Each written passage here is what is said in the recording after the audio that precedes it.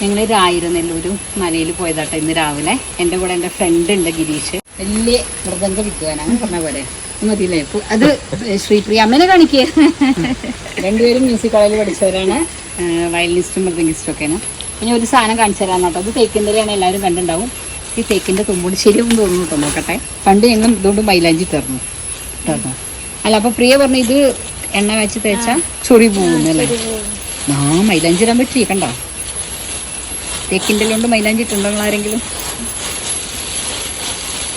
Dance പഠിക്കുന്ന കുട്ടികളെ പെട്ടെന്ന് അൽത്ത വേണമെങ്കിൽ ഇങ്ങനെ ഇട്ടോ കേട്ടോ. ഞങ്ങളുടെ നാടൻ അൽത്താണിത് കണ്ടാ. ഇത് കണ്ടിട്ടില്ലേ മാഷേ? ഇതൊരു ഡാൻസ് മാഷാണ് കേട്ടോ.